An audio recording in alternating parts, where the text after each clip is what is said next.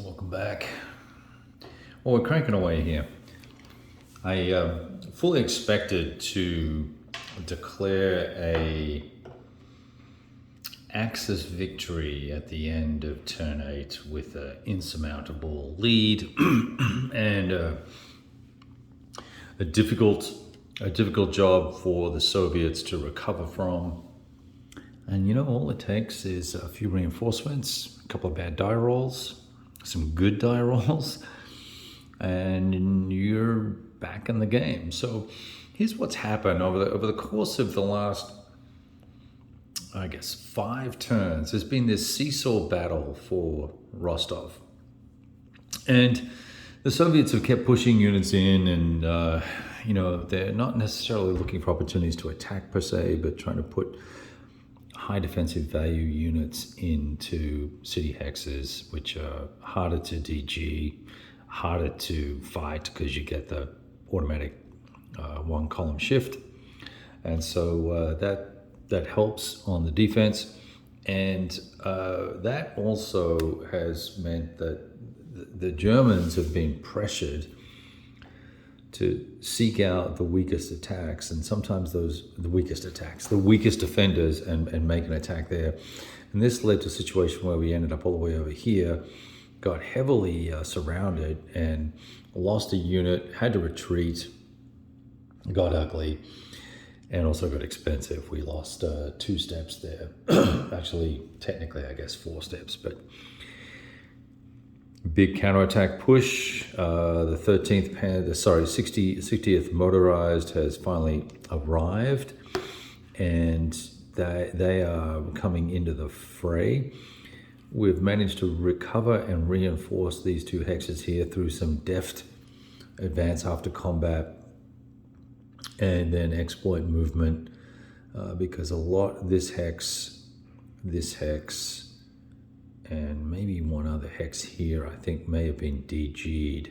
And so there were no zones of control, and this allowed us to exploit move into here and put the LAH in there to boost the defensive values. So I'm hoping that for the Germans, they can hold on here. However, come turn 10, we now have a situation where it is indeed the Soviets' initiative, so they're going to have a back-to-back turn. After the last 2 turns, the Germans had a back-to-back turn, and this is making a big difference, the back-to-back turns. It's a critical factor, in fact, not only for air points, but also just keeping the enemy DG'd and then being able to recover your DGs in your turn, and then move and sort of do your stuff, and then have the follow-on move. So now I've got a great opportunity here to do a counterattack here and potentially push these guys out of here, which will probably end up costing them extra steps because of the retreats. You can't negate enemy zones of control with your own units, so that's going to be expensive there. So that's what's been going on in Rostov. It's just a full-on bloodbath down there. Now, interestingly, up here, Soviets pushed up, captured Ravenki.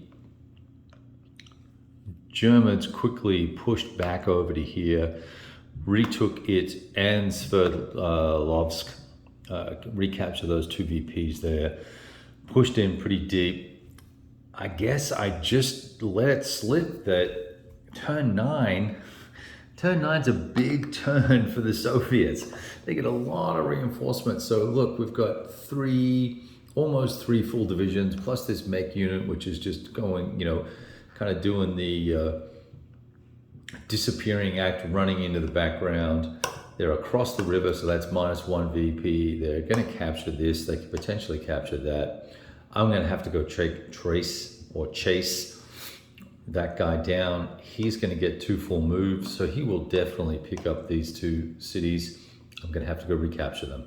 Now I've got pressure here, and any of those units get across this river, that's going to be VPs off the total for the Germans. So we are back into a very tight match that was comfortably sitting as a either a major victory, I think is what I think there are two categories that are at the highest level. Where is it here?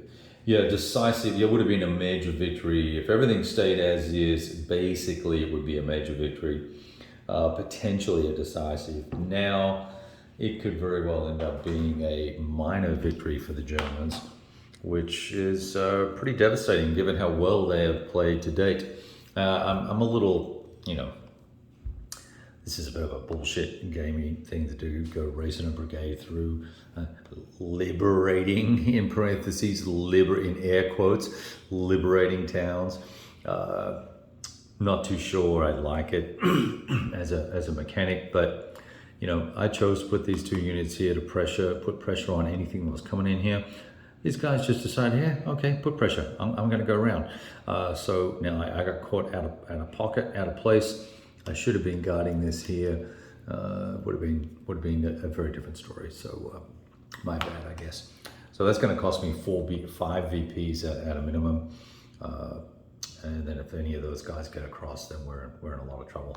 All right, gonna keep going. We're gonna start turn 10, and it's a Soviet move. Later.